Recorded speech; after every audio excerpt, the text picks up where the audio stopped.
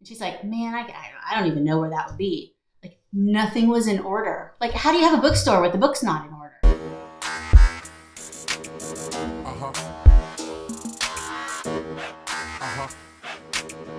Hey, welcome to Smart AF. I'm your host, Torie Mathis. We have got a great show for you today, so let's get started. Since Sean started Miles Through Time, we decided that we were going to try to go to every car museum in the whole entire world. In the whole world? That'd be cool. Yeah, well, I mean, we're kind of starting with the United States because that's where we're at. But yeah, I plan on traveling. Let's go. Let's go to all of them. For sure. There's some good ones in Europe. Yeah. So we have hit quite a few on the East Coast, but there's a lot. And we actually have AutomotiveMuseumGuide.com that we created that has every single automotive museum in the United States and in North America. I knew Puerto Rico was in there. I just didn't remember how you actually worked that into it. Yeah, there's one in Puerto Rico, and I think there's like 8 in Canada. Even Alaska has 2. Wow, really? Is there a state that doesn't have any? There's 3 states. Really? Hawaii doesn't have one. Louisiana. And there's another state, but I can't remember it. I want to go to Cuba. I want to see the cars there. Like after seeing a few of the, who was that? Somebody showed me a bunch of pictures that they went down there and actually seeing like somebody's pictures. Like that looks really neat. So we want to see all the car museums.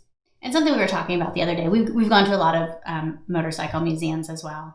And I love the Barber Museum. The Barber Museum is a motorcycle museum. It's the largest in the world. Holds the Guinness World Record for the largest motorcycle museum. I've been to a shit ton of museums, art museums all over the world. Sean and I have been to lots of art museums in the United States.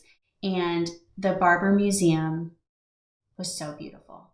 It is clean lines and a beautiful use of like metal and like just the exhibits. I was really blown away that a motorcycle museum could be that pretty. Like it was just like the lights and the contrast and it really was very, very neat. I enjoyed our trip there. We got a really nice private tour and got to see some behind the scenes stuff, which is part of our museum tour thing has been, it's been really fun to be able to see these kind of things.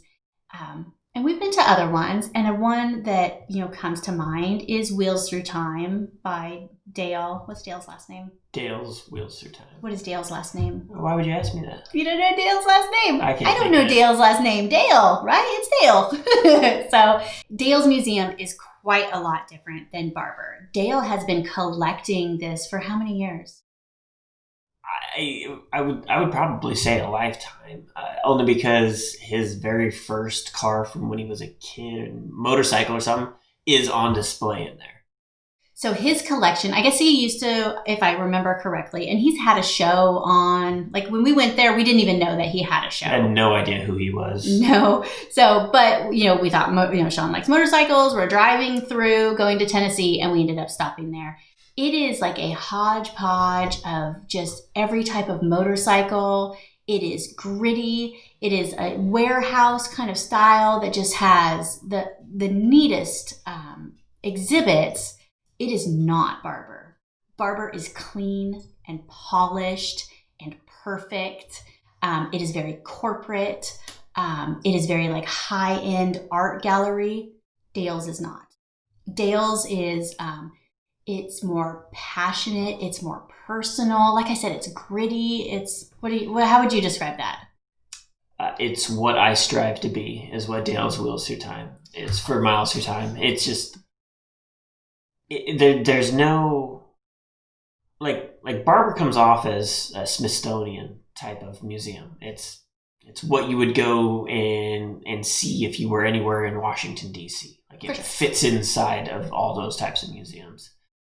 Dale's looks like you went into a shop. Like in his personal garage. Like there's little garages set up. There's like a dirt track set up with all these. Yeah, it's like the ultimate man cave. Like if you saw man cave pictures, the cliche type stuff, right? Like Like you've got to have this sign and this motorcycle and this stuff. That's what it is. Just everywhere. It's so visually stimulating. Like there's still like you have all the different signs of like what's there, but like there's such passion in it. I don't know. Like it's well, and there's a balance. Like because I get this at Miles Through Time all the time. They're like, what is museum quality? Well, in Barber, there's definitely a museum quality. They're all perfect. There's nothing that's on display in there that's not perfect. But at Wheels Through Time and Miles Through Time, there's all kinds of vehicles, conditions on display. You've got, I think there was an Excalibur in Wheels Through Time. Fantastic looking motorcycle. But then there was also some Indians and Harleys that were just rough. They had a really nice military area. And so it was like genuine military. It wasn't all shined up and brand new. No, it like looked like it had been through shit. And this whole entire display, and you kind of walked through, like you were walking through your grandpa's garage or something. You got to kind of move over around this, and so interesting. But in doing that too, he's got it where if he's in there, he'd fire him up and ride him around in there if he wanted to, or some of the other guys that work in there, they can do the same thing, which again adds a whole nother aspect to it that is more appealing for me than just look. Because Barber, ultimately, Barber is a fantastic museum. It's a motorcycle art museum. That is what it is. They took motorcycles, and the motorcycles themselves are pieces of art, and then they created pieces of art with the motorcycles, which then made really neat exhibits as well. And it's fantastic. But it's at a completely different level than what I wouldn't even call it level, though, because there's intent with Dale, and there's intent with Barber. And you can't say that Dale's collection isn't worth the same that Barber's is. Like, he's got so much stuff and so much history and so much story there that I wouldn't even say like that it's a level thing. I think it's an intentional branding personality that is on purpose. Just like Miles Through Time, you're not going to be Barber. You're not going to be the Smithsonian. It's more of a telling a story and capturing a time in history, not shining stuff up but making it as pretty as possible. There's a time and place for that, but that's not the personality you're going for, right?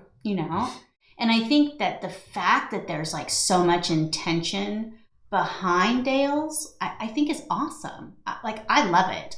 And I'll tell you, I've been to Barber. I don't need to go again. I've been to Dale's twice, and I would go again. Because I know I would find something else. Like, I didn't see that. Like, I don't know how much has changed. It did change the 2 times that we were there, because they had some really nice art exhibits out in that downstairs area. One of the times that we're there, that they had somebody's art on display. But because it's not so perfect and overly done and by committee, like, he can move stuff around just like you can. That's the personality of the museum, is you can move it around and do what you want with it. However, like, I don't think that always works. Like, like the being loosey-goosey and passionate and stuff like that. Like, you have to do it right. I think about the bookstores, right? Like, I love going to a bookstore, and I have made it that my kids love going to a bookstore. And so we do it all the time. And we buy books all the time. And I was really excited to go to this small downtown Main Street bookstore. They had kombucha on tap.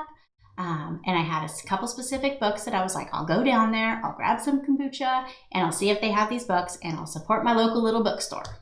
And so I went down there, and it definitely was, I don't want to say homey, like, it was like it wasn't corporate by any means. The atmosphere should have been really cool. It really could have. Like, it could have been very welcoming, very cozy, but like, there's books all over, books on the floor, books everywhere. The girl kind of yelled to me, like, hey, what's up? And I'm like, hey, like, came here to get kombucha, and I'm looking for this book and this book. And she's like, man, I don't even know where that would be. Like, nothing was in order. Like, how do you have a bookstore with the books not in order?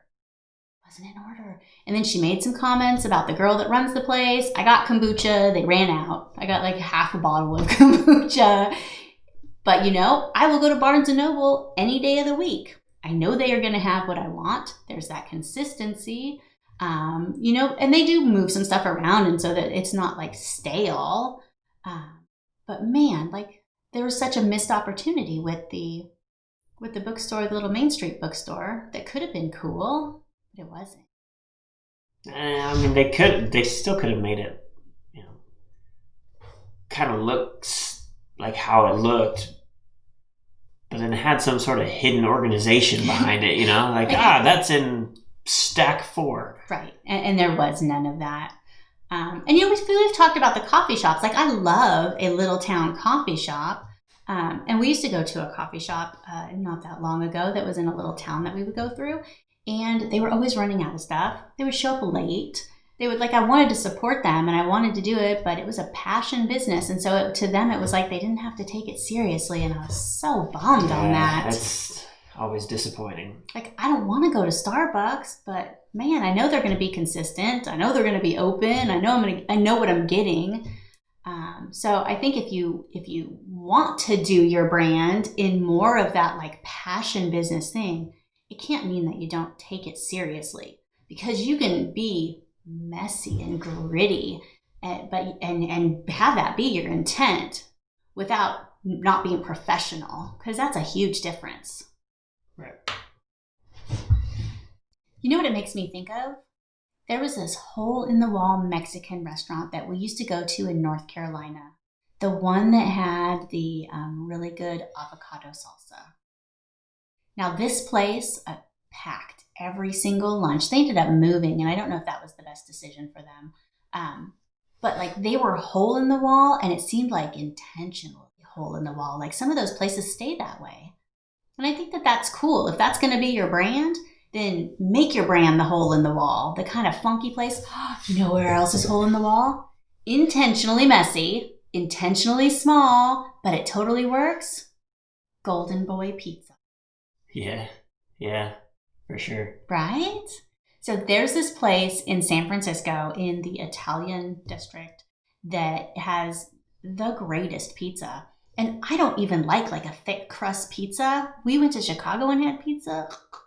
Like, I don't know what it is about this pizza. It's a bread style deep dish. It's absolutely fantastic. And you buy it by the slice. You can order it at the window, or you can go in, and it's like a row of bar seating up against the wall, and there's stickers and pictures and all kinds of crap all over the place. It's tiny. It's not fancy. It's like hole in the wall intentional. It's so good. It's so good. Like, let's go to San Francisco. And I mean, really, because it's that way, like, it would be almost weird if it was large and you sat down, like someone was like, "Can I take you to your seat?" Like, it wouldn't work. No. I mean, there's nothing else. I mean, you order the pizza and beer or some sort of other drink, and like that's it. There's no salad or cheese sticks or anything else. It's just straight up pizza. But it's intentionally stayed that way, because I know they're making a shit ton of money. Again, there's always people in there. You got to wait to get in. But intentionally, like, that's their brand, and that's cool. And just because you can change it doesn't mean you should. Yeah, you got to stick with what works for you, and don't feel like you have to go into some type of box, because it's not necessary. But you still have to be consistent, and you still have to be professional, because that just, man, I really want to support like these small little indie mom and pop, but man, when I go into these places and it's like a hot mess, like, I don't want to come back. You got to make me want to come back, and it bums me out when I don't want to come back. So if you like this episode, hey, why don't you share it with somebody that you know would like it? Or you could subscribe, leave us a review, like the video. We'd appreciate that. And we'll see you on the next episode. If you want to get smart tools to build your business, go to besmartaf.com.